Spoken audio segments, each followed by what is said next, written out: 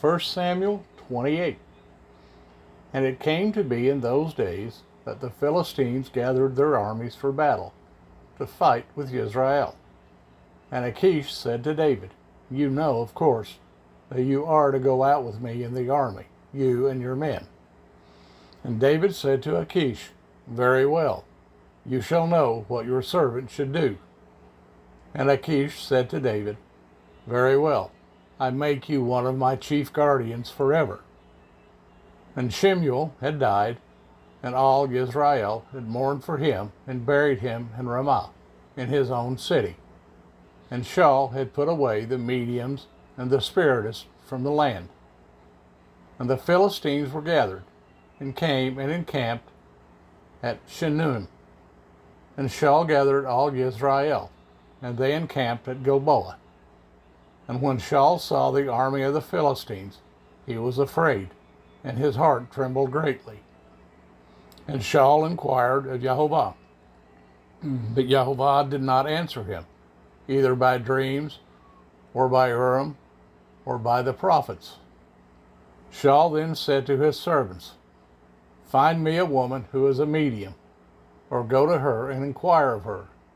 And his servants said to him, "Look, there is a woman who is a medium at Endor."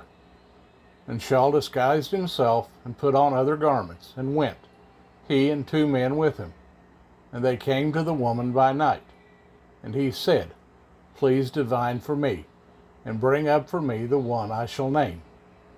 But the woman said to him, "Look, you know what Shaul has done, how he has cut off the mediums and the spiritists from the land.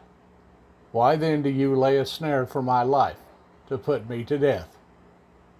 And Shaul swore to her by Jehovah, saying, "As Jehovah lives, no punishment comes upon you for this matter." And the woman said, "Whom do I bring up for you?" So he said, "Bring up Shemuel for me." And when the woman saw Shemuel, she cried out with a loud voice. And the woman spoke to Shaul, saying, "Why have you deceived me? You yourself are Shaul."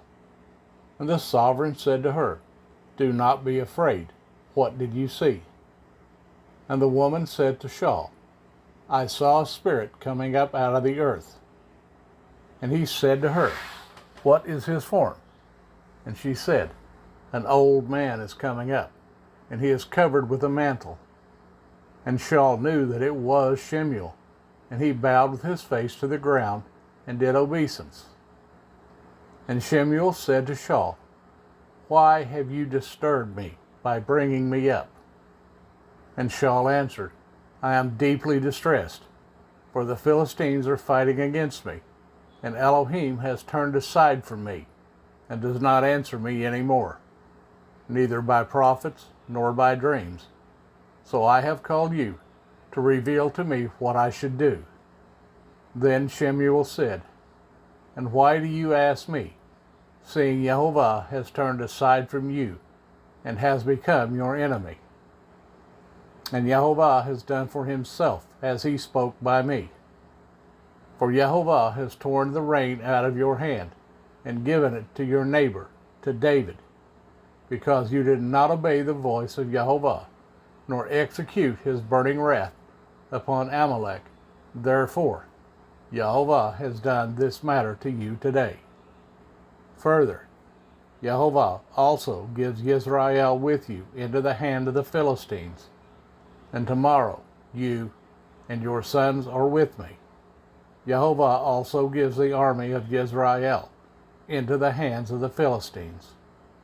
And immediately Shaul fell on the ground, his complete length, and greatly feared because of the words of Shemuel. And there was no strength in him, for he had eaten no food all day or all night.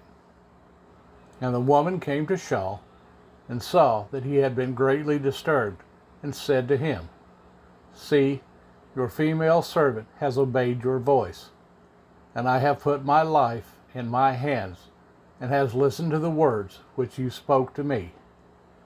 And now, please listen to the voice of your female servant too, and let me set a piece of bread before you, and eat, so that you have strength when you go on your way." But he refused and said, "I am not going to eat."